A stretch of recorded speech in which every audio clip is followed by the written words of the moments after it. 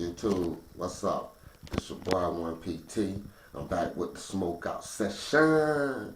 Once again, you heard me. You know what I'm saying? This real talk, bro, man. And today, like I told y'all earlier on Facebook, man, I'm gonna get right on in to this HIV epidemic. I'm gonna give y'all a testimony from me of some things that took place with me. This right here gonna be at least a 30-minute segment. It's gonna be broke down into probably part one and two, and it may be a three. So y'all get your listening ears in, man. I want everybody to respond. I want everybody feedback. All right, this is the way it started off. My name is Tony Jones. For those of y'all who don't know, I call myself Prettytony because I'm pretty in my own mind. Check it out. I met a girl. I ain't gonna say no names. I ain't gonna put her business out there. But we had got together. We ended up getting us an apartment in Jacksonville. We had a little girl. My little girl name is Mercedes Jones. She's the most beautiful little girl that I had. And I had two of them, both of them beautiful. You know, after a year being together, things really worked out. Things got good. God blessed us with blessings. Money started coming. After money started coming, I decided to invest some in weed. And I started kind of doing good in the weed trade. Started making a little money. Ended up catching a little time. Did a year sentence. Before I got locked up, she was 1 month pregnant. And that was with my son, Tony. By the time I had got out, Tony was here. You know, money came in as soon as I got out. She had money put together. We got right back on the weed thing. Went to hustling up here in Jacksonville, putting it down. You know what I'm saying? Ravenwood Apartments. And shit was going well, man. I had done accomplished to get me a few firearms. Had my little rap group going together. You know what I'm saying? Stunting every day, a few pounds on deck. You know what I'm saying? Just basically doing my thing, you know what I'm saying? Not giving a fuck, cursing, you know, drinking. You know how we do.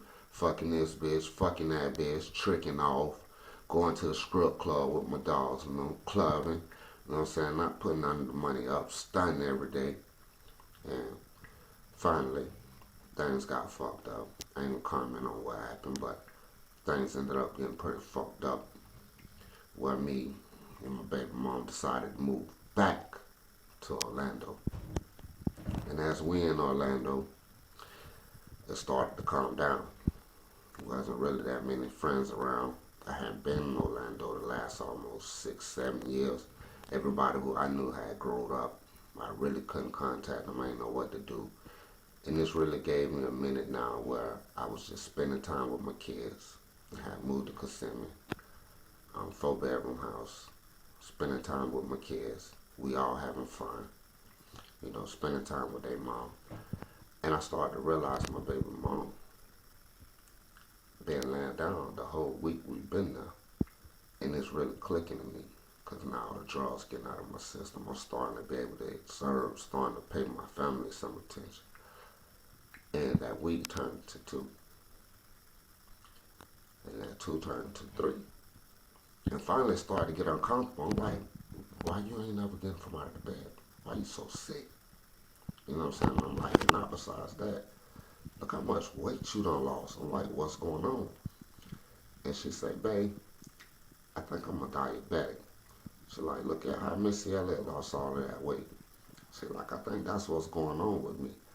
And I like big girls. And when I tell you, when I met this girl, she was at least a good 350. Big girl. The way I like them, big girl.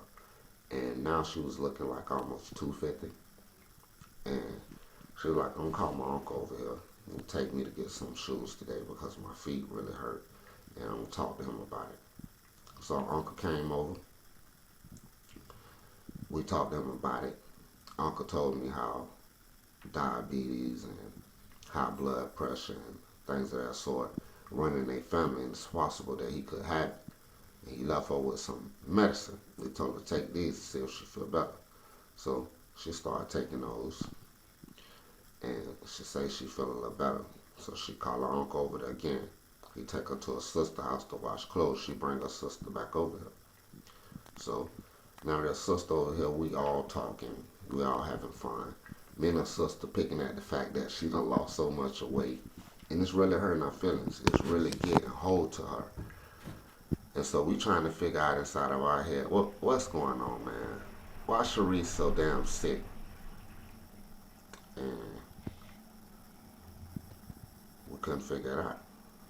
And the sickness turned for the worse.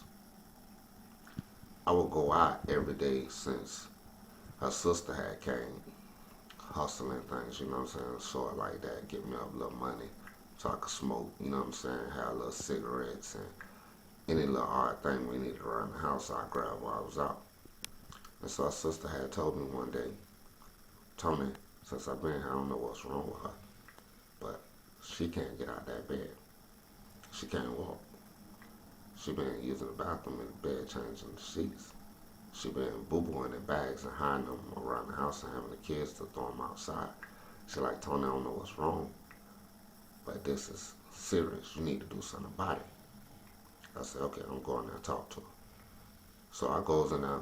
I said, get up, man. She like, all right. I'm like, come on, man. Let's walk to the porch. Walk to the patio and talk. She get up. She can't walk. It was like if you ever seen the cow with the mad cow disease try to stand up and walk in a way nervously break down. And so I tried to help her stand to her feet. She said, get off of me. I got this. I can stand. And she mustered up the energy to get up and stand. But she can't stand. No matter how much she tries, she can't stand. She finally hold on to the walls and almost crawl to the bathroom and use it and come back out. She said, Tony, give me a glass of water. I give her a glass of water. She put a cup in her hand. Hand started twitching like this.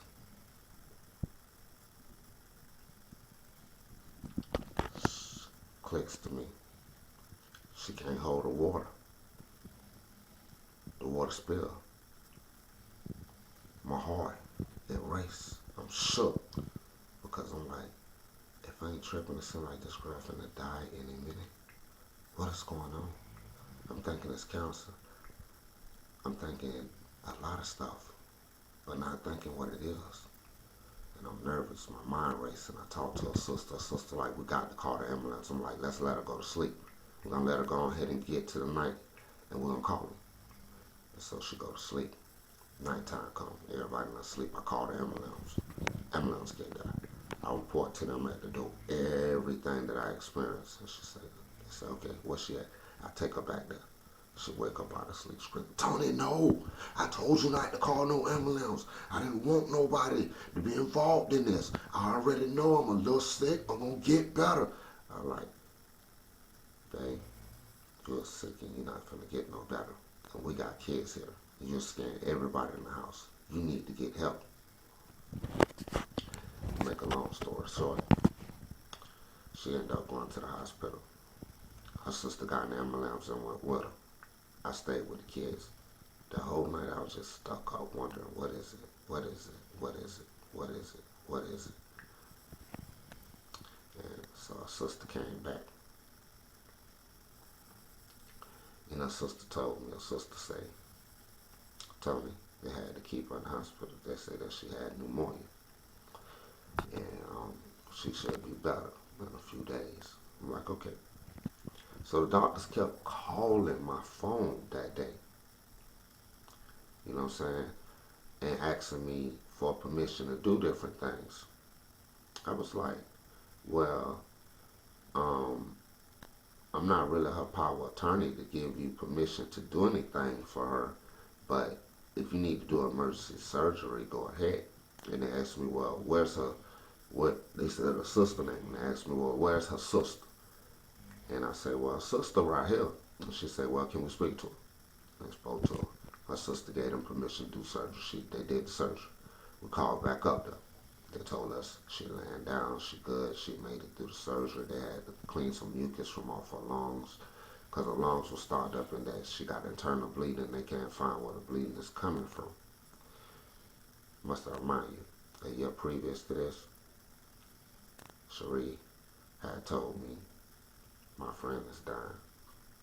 The doctor said that she got internal bleeding and she only got a year to live. And so I felt so bad for this friend every time we would see her. I never knew that this was a metaphor. Now, let's fast forward back to that. And I'm going to pause it right there. I'm going to leave it right there. You got to go ahead and hear segment 2 of the Smokeout Session. Real talk.